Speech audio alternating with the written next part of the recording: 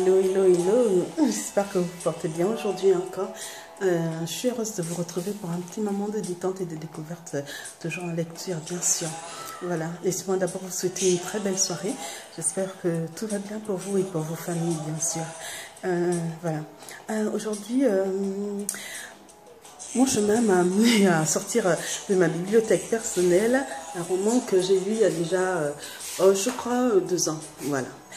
Il s'agit d'un roman plutôt dense. Hein. Il se décline en 3 tomes, dont chacun vous donnera à peu près 250 à 300 pages de lecture. Donc, vous voyez un peu le genre de roman dont il s'agit. Il est plein d'évasion, de découvertes.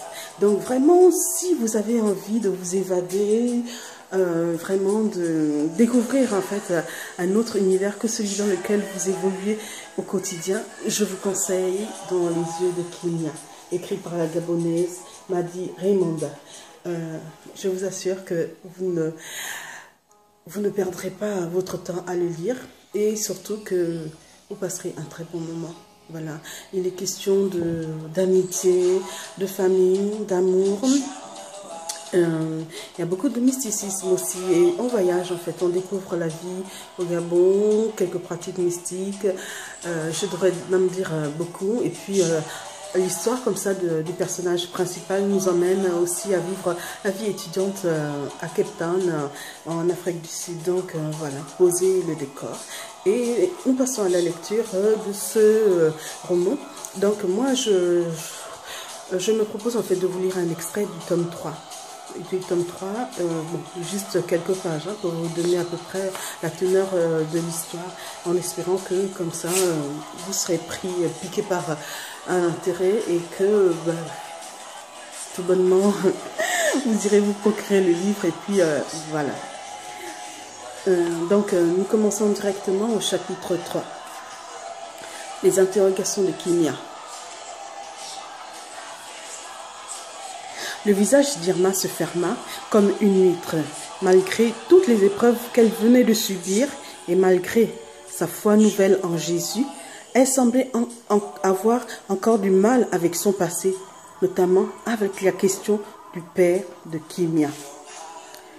Tout comme Kimia, j'avais besoin de l'entendre répondre à cette question, mais pas pour les mêmes raisons. Kimia voulait savoir si elle avait aussi un père comme ses nouveaux petits camarades de classe. En effet, depuis que nous l'avions inscrite à la rentrée un mois plus tôt en petite section, Kimia, qui était déjà très éveillée pour son âge, avait commencé à poser des questions sur sa couleur parce qu'à l'école, les autres l'appelaient la blanche. Alors même qu'à la maison, nous n'avions jamais fait cette distinction. La première fois qu'elle avait posé des questions, c'était à la fin de la première semaine d'école. Elle avait bouté toute la journée. Elle avait été irascible, refusant même les câlins de son papy adoré. Puis le soir, alors que je la couchais, elle me prit la main et me dit « Ma Mimi, c'est quoi une blanche ?» Je ne compris pas sur le coup. Je la regardais incrédule. « Une blanche, ma chérie ?» lui demandai-je, pour être sûre qu'elle voulait bien parler de ça.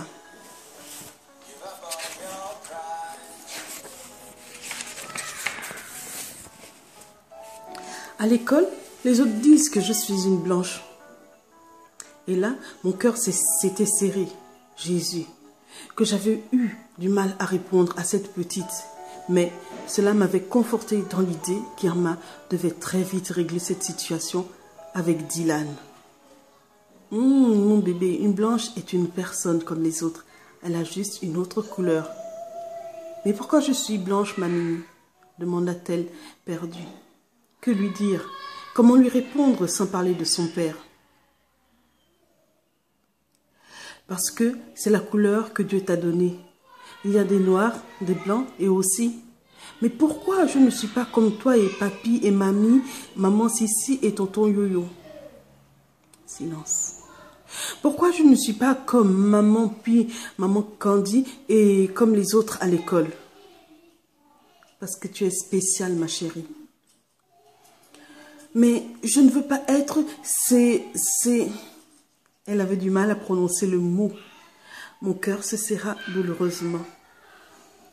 Si on ne faisait rien, cette petite allait beaucoup souffrir, avais-je pensé. Je ne m'étais pas trompée, car 2 semaines plus tard, elle avait remis ça sur le tapis. Cette fois, on était un samedi. Pierre et moi étions assis à la terrasse lorsque Candy vient demander à son père quelque chose. « Papa, j'ai besoin que tu m'expliques un truc en mathématiques. »« Ce soir, ma chérie, ok ?» avait répondu Pierre. Kimia avait eu comme une illumination. Elle avait toujours entendu Candy, Yorick, Sissi ou même sa mère au téléphone appeler Pierre papa. Mais jamais elle n'avait levé l'équivoque. Mais ce jour-là, « Papi, pourquoi les autres t'appellent papa ?»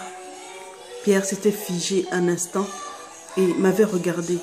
Il semblait chercher ses mots.